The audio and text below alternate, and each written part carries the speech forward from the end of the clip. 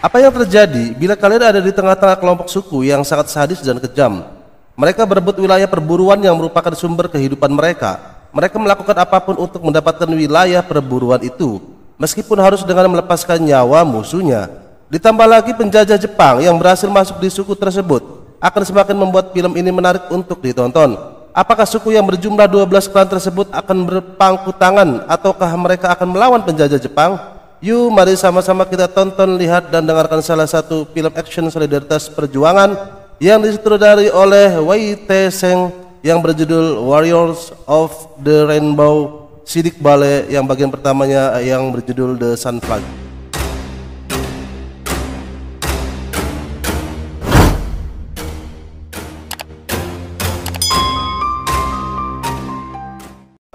Film ini mengambil latar setting tahun 1890-an.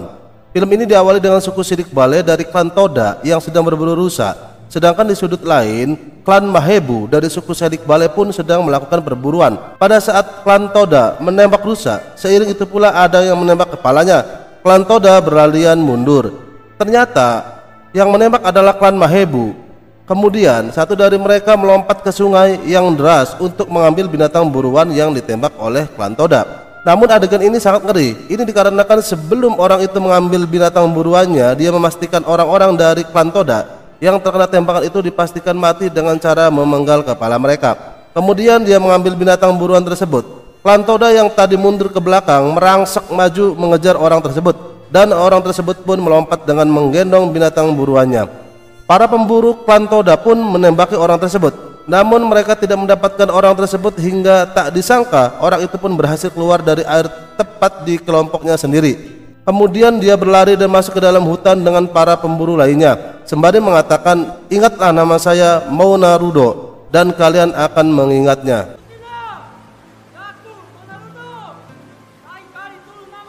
Sesampainya Monarudo dan teman-temannya datang di pemukiman desa klan Mahebu, mereka disambut bak pahlawan.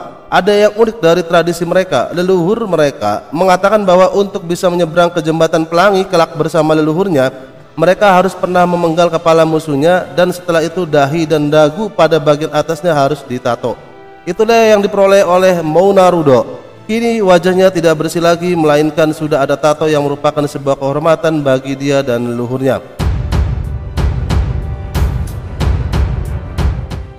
Cerita beralih ke tentara dan kepolisian Jepang yang saat itu sudah menjajah Taiwan, dan tempat yang menjanjikan banyak bahan kayu dan tambang adalah daerah Wushe yang merupakan jantung dari Taiwan, di mana di tempat itu dihuni oleh suku liar, yaitu suku Sidik Bale yang mempunyai 12 klan di dalamnya. Tentara dan kepolisian Jepang menyerang kota Wushe dengan peralatan canggih dan akhirnya mereka dengan mudah mengalahkan penduduk kota tersebut. Monarudo dan teman-temannya seperti biasa pergi untuk menukar kulit dan daging hewan buruannya untuk ditukar dengan bahan makanan lainnya kepada pengepul dari suku Hans. Sesampainya di tempat pengepul itu, Monarudo kemudian menukarkan kulit hewan bekas buruannya dengan bahan makanan. Namun dari arah pintu masuk datanglah orang-orang dari klan Toda yang bertujuan sama untuk menukar kulit dan daging hewan dengan bahan makanan yang lainnya. Monarudo mengetahui bahwa mereka dari klan Toda itu adalah klan bebuyutan dari Mahebu. Begitu pula Mahebu klan bebuyutan dari Toda. Dia sudah bersiap-siap untuk menghunuskan pedangnya. Namun sang juragan pengepul langsung memplototi Mona dengan mengatakan, "Anak muda, jangan membuat masalah di tempat ini." Kemudian Monarudo mengurungkan niatnya. Namun sebelum pergi, Monarudo mengejek mereka. Namun anak remaja dari klan Toda bernama Temu Walis yang merupakan anak tetua dari klan Toda mengatakan, "Monarudo, nanti kalau aku sudah dewasa, aku akan memotong kepalamu." Lalu Monarudo mengatakan, "Aku tidak akan memberikan kesempatan kamu besar."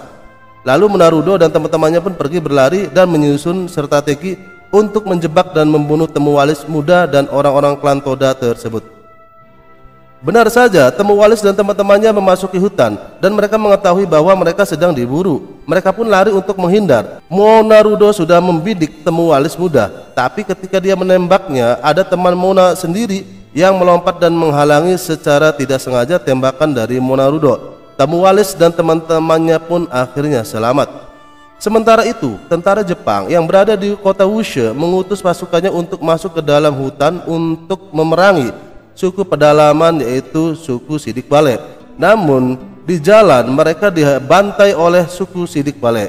Mengetahui hal tersebut, pemerintahan Jepang yang ada di kota Taiwan kemudian menggunakan strategi untuk memutuskan jalur perdagangan suku pedalaman dengan pedagang dari suku Hans. Tentara Jepang kemudian mengusir pedagang Hans untuk pergi jauh. Meskipun begitu, tetap saja penjajah Jepang mengirim ratusan pasukan laras panjang untuk memerangi suku Sidik Bale. Namun karena medan yang terjal dan nampak asing bagi mereka, tentara Jepang dan kepolisian Jepang pun dibantai habis oleh suku Sidik Bale.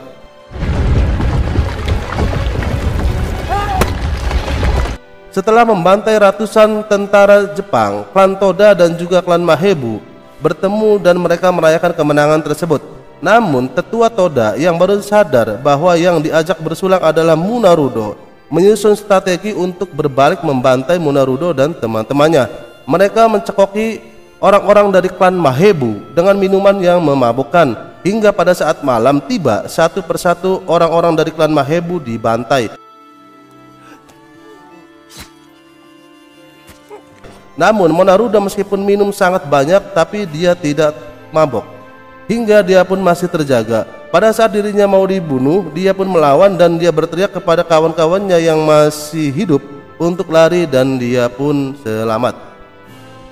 Dengan kejadian tersebut akhirnya tetua klan Toda mengambil keputusan untuk bergabung dengan tentara dan kepolisian Jepang. Setelah kehilangan banyak pasukan, pemerintah Jepang mengirim kembali pasukan yang sangat besar. Mereka menjebak klan Mahebu untuk keluar dari hutan. Sedangkan di desa, klan Mahebu pun diserang oleh tentara Jepang dan berhasil ditaklukkan oleh Jepang.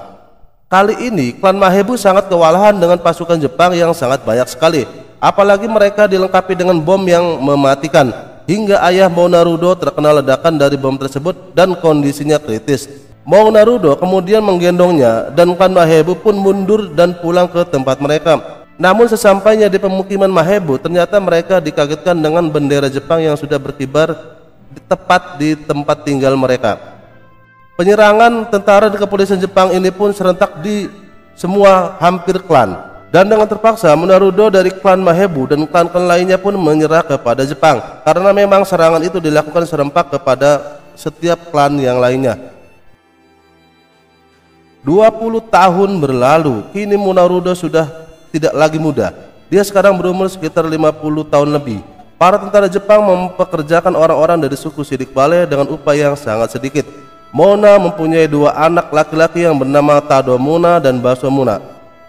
Keadaan sudah berubah karena ada juga dari orang Jepang yang menikah dengan wanita dari suku Sidik Bale dan sebaliknya dari Sidik Bale yang menikah dengan wanita Jepang.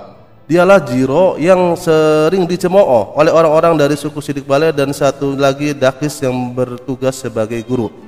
Ternyata ada juga kepala tentara Jepang yang bertugas di Mahebu yang sangat arogan dan sewenang-wenang bernama Sir Yoshimaru, hingga dia tidak segan-segan memukul dan memperlakukan orang-orang Mahebu seperti binatang. Namun ketika orang-orang dari klan Mahebu hendak melawan mereka, selalu dihalangi oleh tetua Munarudo. Dari klan Mahebu ada anak remaja yang bernama Pawan yang nantinya akan menjadi orang penting dalam perlawanan suku Sidik Bale melawan Jepang. Di hari pernikahan pemuda Mahebu, Sir Yoshimura datang. Namun dia malah mengacau di acara tersebut dan yang terjadi dia akhirnya dipukul hingga babak belur. Namun lagi-lagi tetua Munarudo menyelamatkannya dan menyuruh temannya untuk membawanya pergi. Di hari berikutnya, Munarudo dan kedua anaknya kemudian menemui Sir Yoshimura untuk meminta maaf. Namun mereka malah diusir. Dan kasus ini telah dilaporkan ke pusat pemerintahan Jepang yang ada di Taiwan. Jiro dan Dakis berbincang-bincang dan mereka mengetahui tentang kasus ini. Jiro khawatir tetua Munarudo akan merencanakan pemberontakan, hingga Dakis pun menemui Munarudo di hutan dan memohon untuk tidak melakukan pemberontakan.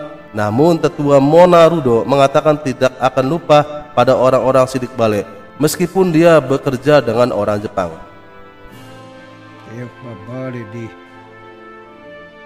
Tetua Munarudo kemudian mengumpulkan anak-anaknya dan juga pemuda-pemuda klan Mahebu. Dia mengatakan sekaranglah waktunya untuk memberontak. Kemudian tetua Muna menyuruh Pihu Safu untuk menghubungi 12 klan untuk bergabung dalam peperangan melawan Jepang.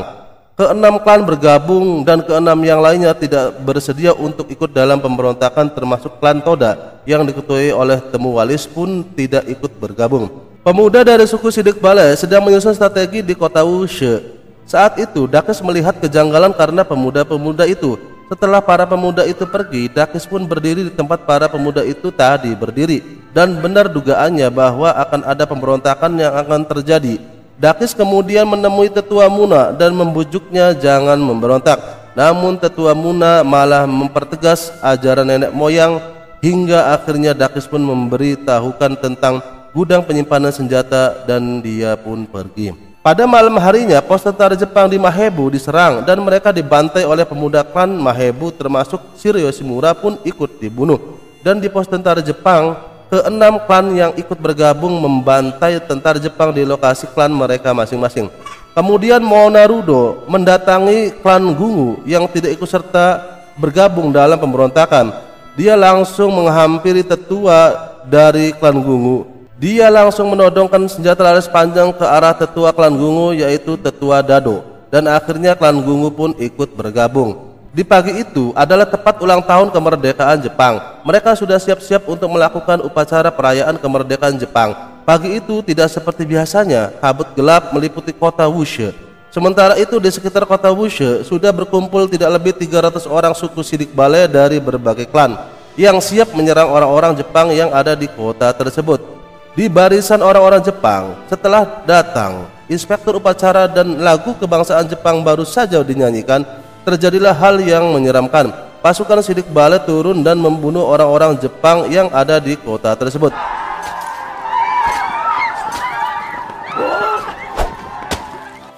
Orang dewasa, laki-laki atau perempuan, tua atau muda, bahkan anak-anak pun menjadi korban kebengisan suku Sidik Bale. Pawan yang kebetulan berada di situ pun ikut membantu pasukan Sidik Bale dari kalangan remaja. Dia bersama teman-teman seusianya pun ikut bergabung, dan mereka meskipun masih kecil tapi sungguh mereka sangat berani, hingga tangan mereka pun berlumuran darah orang Jepang. Bahkan yang dibunuh oleh mereka adalah perempuan dan anak-anak. Ternyata ada orang Jepang yang berhasil meloloskan diri, sedangkan pasukan Sidik Bale mengambil senjata dari gudang penyimpanan senjata. Tetua Monaruda sudah mengambil senjata begitu banyak dan dia melangkah di kerumunan kaumnya dengan gagah berani. Nah, apakah yang selanjutnya akan terjadi? Apakah suku Sidik Bale mampu memenangkan pertempuran dengan tentara Jepang guna untuk merebut kembali wilayah perburuan dan negaranya? Silakan ikuti bagian kedua dari film ini yang berjudul Warriors of the Rainbow Sidik Bale, yang pada bagian keduanya berjudul The Rainbow Bridge, di video selanjutnya. Terima kasih. Bagi teman-teman Bromania yang belum support channel saya ini, silahkan klik subscribe, klik notifikasi lonceng, komennya mantap, dan bila video ini bermanfaat dan bagus, silahkan bagikan video ini ke teman-teman sobat Bromania yang lainnya. Oke, terima kasih. Assalamualaikum warahmatullahi wabarakatuh.